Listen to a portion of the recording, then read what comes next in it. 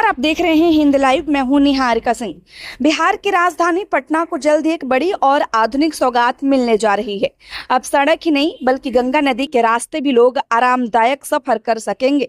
अगस्त महीने से पटना में वाटर मेट्रो सेवा शुरू करने की तैयारी की जा रही है। खास बात यह है कि यात्री एयर कंडीशन इलेक्ट्रिक मेट्रो में बैठकर गंगा के खूबसूरत घाटों और शाम की आरती का मनमोहक नजारा देख सकेंगे। आइए देखते हैं पूरी रिपोर्ट। पटना में सार्वजनिक परिवहन व्यवस्था को आधुनिक बनाने की दिशा में एक और बड़ा कदम उठाया जा रहा है। राजधानी के लोगों के साथ साथ पर्यटकों को भी जल्द गंगा नदी में वाटर मेट्रो की सुविधा मिलने वाली है।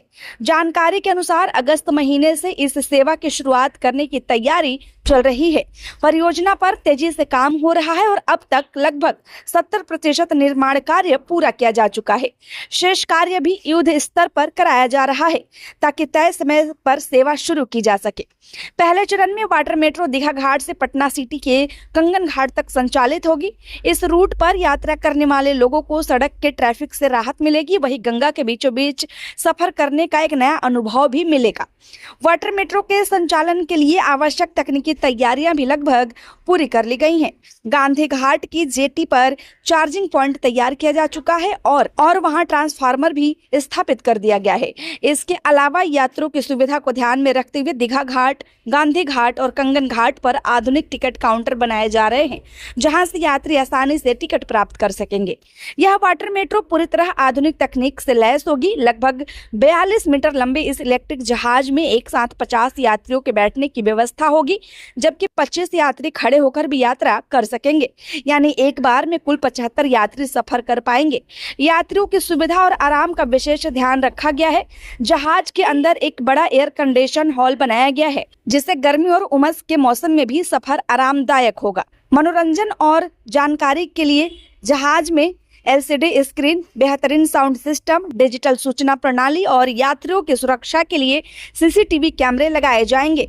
इसके साथ ही सुरक्षा मानकों के अनुसार अन्य आवश्यक उपकरण और व्यवस्थाएं भी उपलब्ध रहेंगी। इस वाटर मेट्रो की सबसे बड़ी खासियत इसकी बड़ी बड़ी ग्लास विंडो होंगी।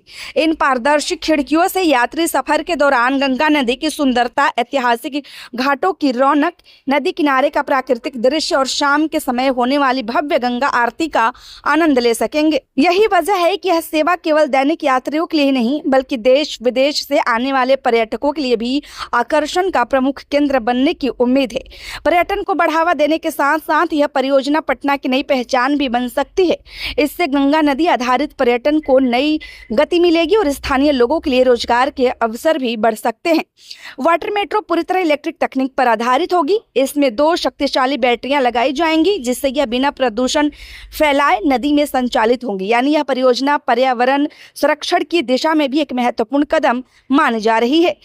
गायघाट स्थित चार्जिंग स्टेशन पर इसकी बैटरियों को सिर्फ 30 मिनट में पूरी तरह चार्ज किया जा सकेगा। एक बार फुल चार्ज होने के बाद यह वाटर मेट्रो करीब 1.5 घंटे तक लगातार चलने में सक्षम होगी।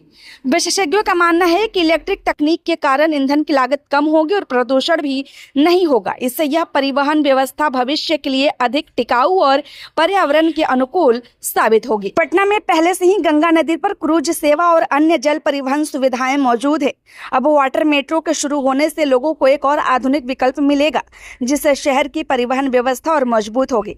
यदि सब कुछ तय योजना के अनुसार रहा तो अगस्त से पटना के लोग पहली बार गंगा नदी में air condition electric water metro पर सफर कर सकेंगे और यात्रा के साथ साथ गंगा के मनोरम दृश्यों का भी भरपूर आनंद उठा सकेंगे। वैसे आपकी क्या राय है, हमें कमेंट में जरूर बताएं।